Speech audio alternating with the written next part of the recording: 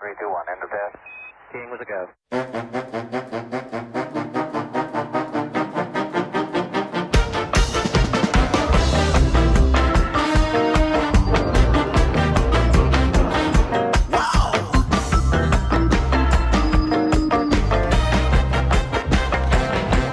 Well, hello there.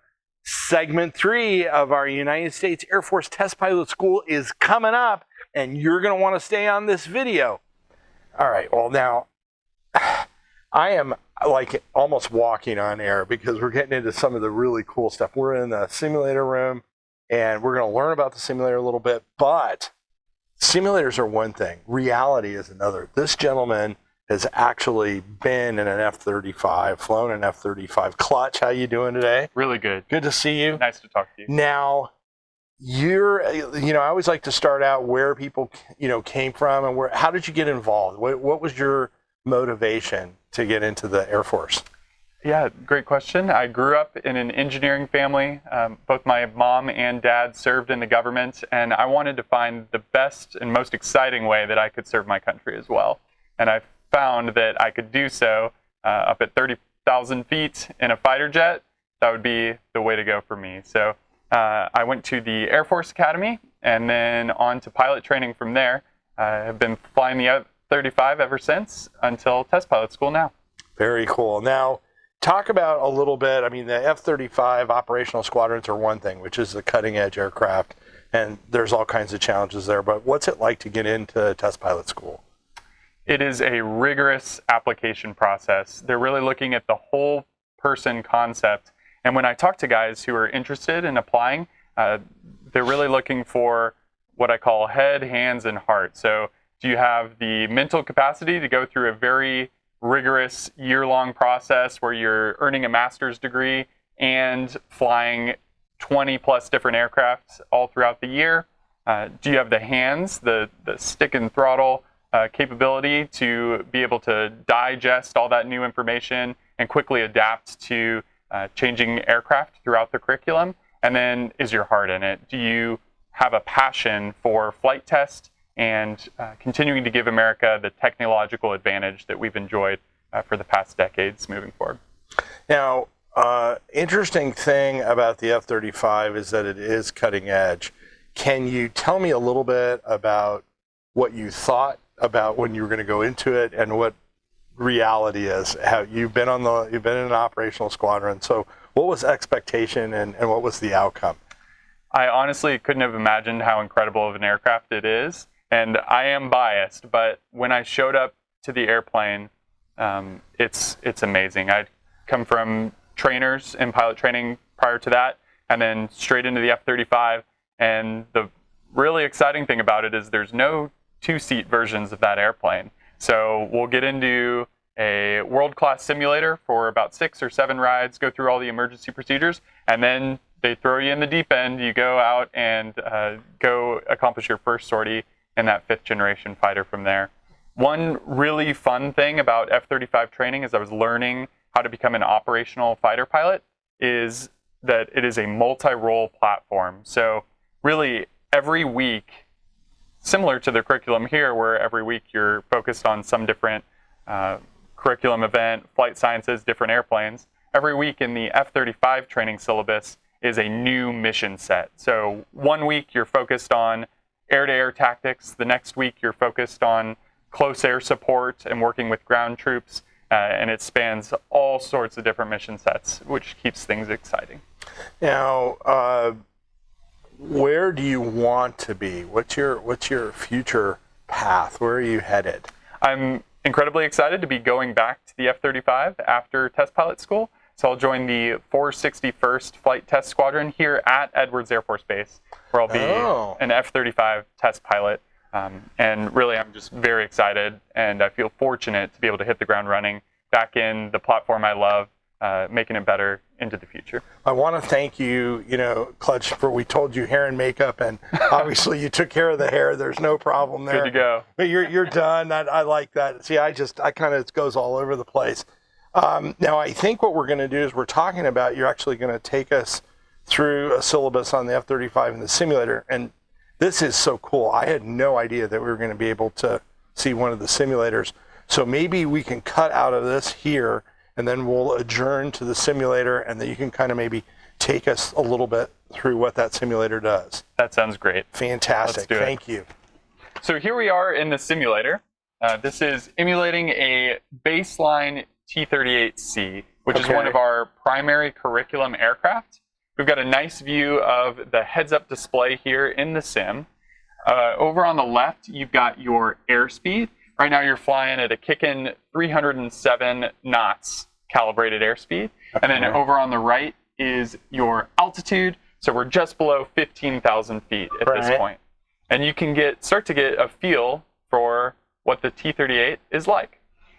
It's a really nice curriculum aircraft for us here at Test Pilot School. Not only is it relatively cheap to fly and easy to maintain, but also it just gives us a very nice feel of what a raw fighter type aircraft flies like. So there's no fancy digital flight control system providing feedback to the aircraft. We're really focused on the bare airframe characteristics here. And this being our flight sciences sim, we will use this to both rehearse actual missions that we'll then go out and fly, as well as evaluate and come up with predictions on what we expect the flying qualities of the aircraft to be. A typical thing we'll do in Test Pilot School is look at the static and dynamic stability and all the different axes of the aircraft.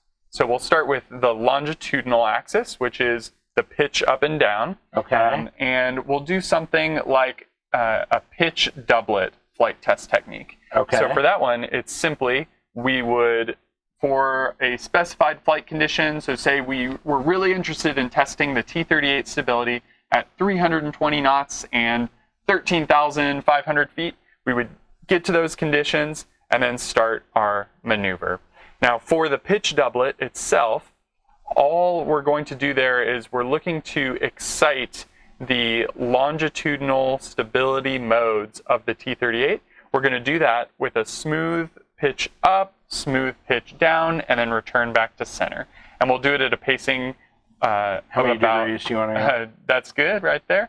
And then go down and then release. And the way we'll actually do this FTT, if you want to set up back here at level, perfect. You can just go 1, 2, back to center.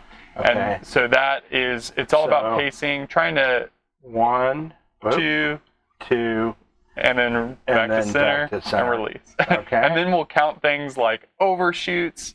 We'll look at basically the stiffness of the response to get an overall impression of how the T-38 flies. And that can help inform us on how it's going to behave for more complex maneuvers, such as tracking another aircraft in air-to-air dogfighting, looking to roll in on a ground target and stabilize an air-to-ground pipper on a ground target, things like that.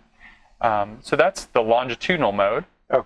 Similarly, we might do something to test lateral stability. So one thing we'll look at here that's pretty important for these bare airframe flying characteristics is spiral stability. If you've read about like sometimes guys could get into trouble if they don't have an instrument rating, get in the weather.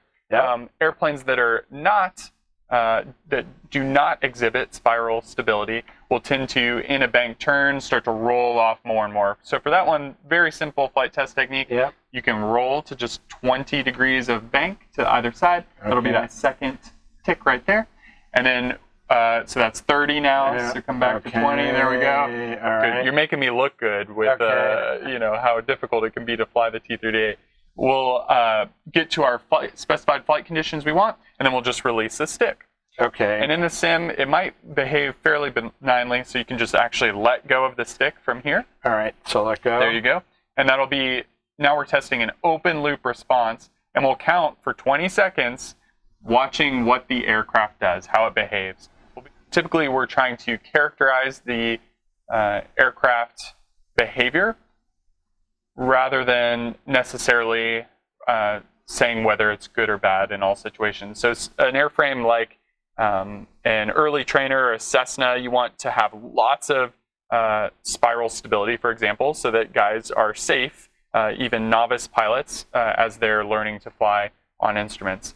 Another airframe like the A-10, you might want to have neutral spiral stability, which means when you put it in a bank, as you let go to now right down a 9 line that you're getting from the JTAC on the ground, the aircraft will stay in that orbit around a target area.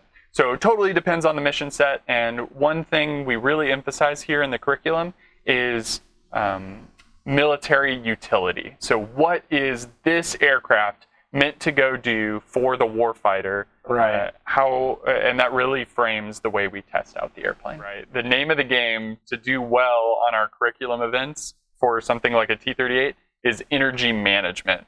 In those higher end fighters, you can always light it in AB and get back to the energy state you want. Right. For the T-38, a large part of our test conduct proficiency comes with the ability to string these maneuvers together in such a way that makes sense for the most efficient profile. Because at the end of the day, the taxpayer is paying for the jet fuel that we're burning here, so we want to make best use of those resources to answer as many questions as possible. Yeah, I would imagine those older turbojets, which pretty much don't exist anymore. Did you fly a T-33 in the flight school? I did. The T-33 was a lot of fun. Honestly, I felt like it handled pretty well relative to just the year it was built back then. Really good time in that airplane. That aircraft was especially important to me as really basically the first Lockheed Martin jet fighter. Me getting to fly that, and now flying the newest Lockheed Martin jet fighter. Being able to book in the two of those was important to me as a part of history. Yeah. Very cool. Well, this is great. And I haven't flown into a mountain or... getting close, but not quite there. Yeah. You know? We can no bird strikes or anything? That's right. We can see a couple other more dynamic maneuvers the T-38 is capable of doing. So one neat thing about T-38, tiny little stubby wings, right? Yeah. Its roll mode is incredibly fast. So it's able to get up to 720 degrees per second of roll rate. So we'll take a look at that now. Real life, we'd probably be a little bit farther away from the mountains. Let's get a little altitude just so we can add some power, get the nose up, and then we'll just let you see how fast the T-38 can roll here. So go ahead and in an abrupt step input maneuver, go ahead and roll full to the left, and then try to roll out back to wings level here. Okay, so go, go, go, go, go. There's a roll. Keep it going, and nose is dropping. Sweet. Yeah, so there we go. Beautiful. 3, 2, 1, end of test. King with a go.